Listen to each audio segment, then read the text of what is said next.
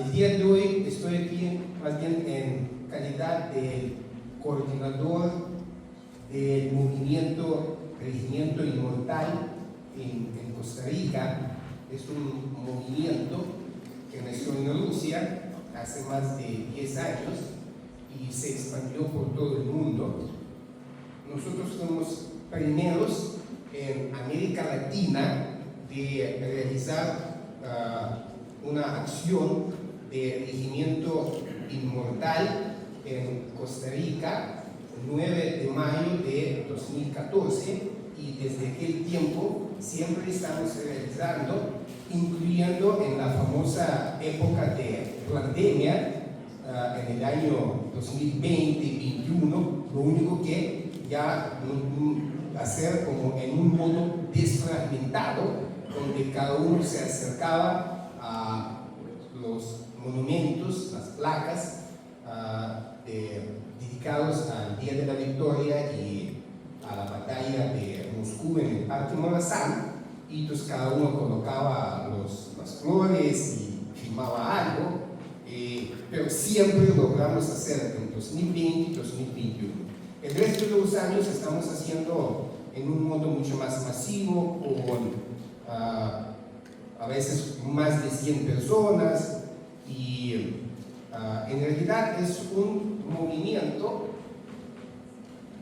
con las ideas o más bien el slogan que tenemos es siempre acordarnos de las atrocidades de las guerras para apreciar la paz, porque creemos que precisamente el día de hoy los sucesos, las guerras que siguen en el mundo, es porque las generaciones que recuerden, o por lo menos la gente que el día de hoy está en el poder, no entienden, no lo sintieron lo que son atrocidades de las guerras. Ya no recuerden, no saben ni quieren saber, mientras que las generaciones anteriores supuestamente acordaban todavía ese tipo de las atrocidades y estuvieron tratando de evitar conflictos bélicos atroces, grandes, digamos de gran magnitud. Solamente hubo conflictos afuera de los, por lo menos, imperios europeos y así, pero el día de hoy tenemos una guerra en Europa también. Quiero agradecer mucho a la Embajada de Rusia, personalmente, al su excelencia embajador señor Yuri Pizanyan, que nos prestaron hoy una exposición de las fotos. Si alguien todavía no tenía chance de ver cuando terminamos el evento, lo invito para ver unas fotos muy buenas sobre nuestra gran tierra patria. Están ahí en el fondo, y aquí a la izquierda es una réplica de la bandera de la Victoria que fue colocada en Berlín, en el Reichstag, 2 de mayo de 1945. Entonces nosotros todavía, digamos, ese es el primer evento dedicado al Día de la Victoria, el día de hoy, pero nosotros vamos a tener 2 eventos más. Número 1 es mañana, el día viernes 9 de mayo a las 10:30 de la mañana en el Parque Morazán. Lo invito a todos. Y siguiente, el 11 de mayo, domingo, a las 5 de la tarde, en Salón Asclepios, en Colegio de Médicos. Todos están invitados y bienvenidos. Me gustaría volver a ver a todos ustedes mañana y el día domingo. Y ahora sí, quiero leer lo que escribí precisamente ayer en la noche, porque estuve pensando desde hace más de un mes pensando como lo escribo algo para que sea corto, pero que debe tener un contenido que va a mover a ustedes. Entonces, escogí un hecho histórico muy específico, pero por alguna razón que ustedes van a entender al final de ese cuento. Se llama Casa de Liebres. Se conoce como la Casa de Liebres en Multifirtel, disculpe. Casa de Liebres en Multifirtel.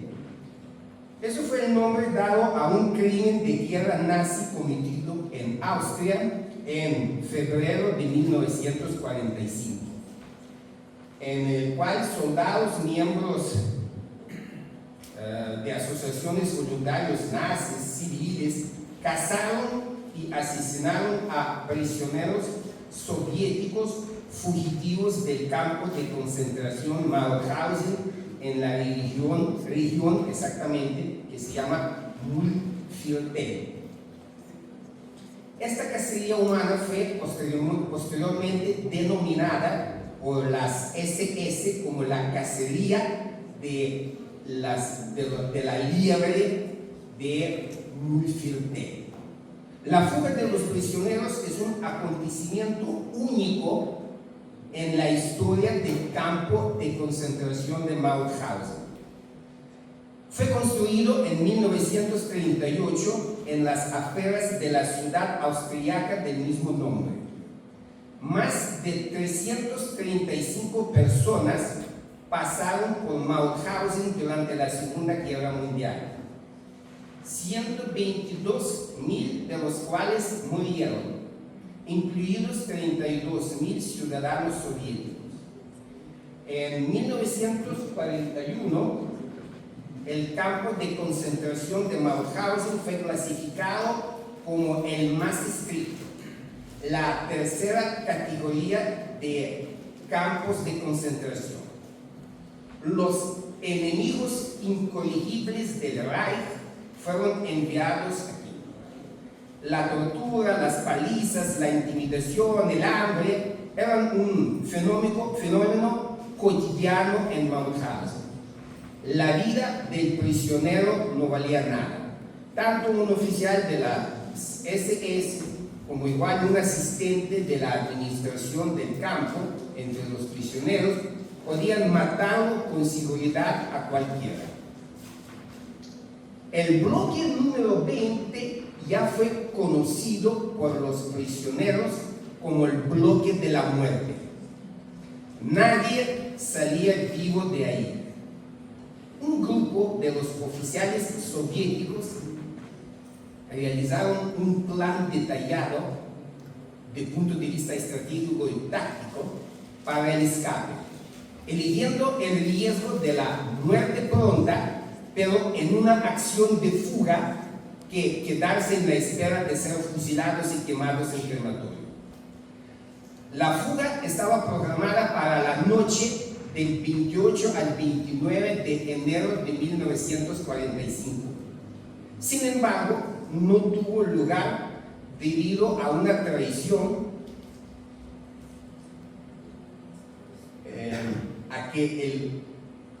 aquel día 27 las SS seleccionaron y se llevaron a las 25 personas más fuertes físicamente, incluidos varios líderes de la fuga. Más que todo, los que fueron líderes: Nikolai Vlasov, Alexander Yusupov, Kirill Chutchenko. Al día siguiente, sus compañeros se enteraron de que los compañeros secuestrados habían sido quemados vivos en el crematorio. En la noche del 2 de febrero de 1945, unos 500 prisioneros de guerra, en su mayoría oficiales soviéticos, intentaron escapar del bloque número 20, el bloque de la muerte, en temperaturas del ambiente 8 grados bajo cero. Recuerde que ese campo de concentración no tenía sistema de calefacción. Utilizando extintores de sus cuarteles y diversos objetos como mantas y tablones, un grupo atacó las dos torres de vigilancia, mientras que un segundo grupo provocó cortocircuitos en las alambradas con mantas y ropas mojadas. Luego escalaron el muro del campamento. Al principio, 419 prisioneros lograron abandonar el campo. Muchos de ellos, sin embargo, hambrientos, se desplomaron poco después en la nieve, exhaustos o alcanzados por las balas alemanas. Todos aquellos que no habían llegado al bosque, incluyendo 75 prisioneros enfermos que permanecieron en el campo y no participaron en la fuga, fueron ejecutados esa misma noche. Más de 300 prisioneros lograron escapar al bosque. Y ahora, la caza. Esta misma mañana, la dirección del campo convocó una cacería en la que participó la población civil, además de las SS, las SA, la gendarmería, los bomberos, el ejército y asociaciones de los voluntarios nazis como las juventudes hitlerianas locales y Volkssturm. El objetivo de esa cacería, que duró 3 semanas, era no traer a nadie vivo al campamento. La mayoría de los fugitivos fueron capturados y en la mayoría de los casos ejecutados o linchados en el lugar de su captura. Los prisioneros asesinados fueron llevados a Red in der Redmark, el centro de esa cacería, donde se amontaban los cadáveres. Los que traían con vida a los prisioneros más bien eran abucheados por la multitud. La policía criminal de Linz informó posteriormente a la Oficina Central de Seguridad del Reich. De 419 fugitivos, aquellos que lograron abandonar el campo en la zona de Mauthausen, más de 300 fueron arrestados, 57 de ellos con vida, como lo demuestran los documentos del archivo de Mauthausen, entre comillas, un testimonio. Los cadáveres quedaron ahí donde la gente fue asesinada. En Lembilla vivía un granjero cuya esposa escuchó susurros en un establo de cabras por la noche. Ella trajo a su esposo, quien sacó al fugitivo en su escondite. El agricultor inmediatamente golpeó a ese hombre con un cuchillo en el cuello y la sangre brotó de la herida. La esposa del granjero saltó hacia el moribundo y dio otra bofetada antes de que aquel se murió. Cerradas las comillas. Solo 11 oficiales soviéticos sobrevivieron a la caza y al final de la guerra. Algunas familias campesinas y trabajadores forzados extranjeros escondieron a los prisioneros a pesar de los altos riesgos, o alimentaron a los que se escondían en el bosque. 3 meses después, la guerra había terminado y los fugitivos estaban a salvo. En la madrugada del 5 de mayo de 1945, las tropas estadounidenses llegaron a Mauthausen.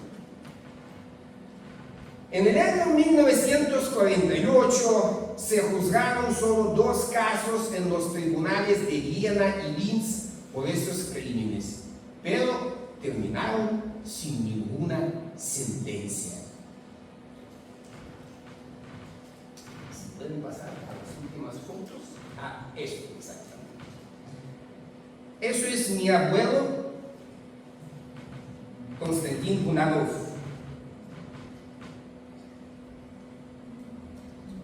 Él terminó su vida en el campo de concentración Mauthausen, donde fue ejecutado el día 10 de abril de 1945, 25 días antes de la liberación de este campo. Él fue el testigo de la casa de Dios, pero nunca logró dar su testimonio. Lo hago por él.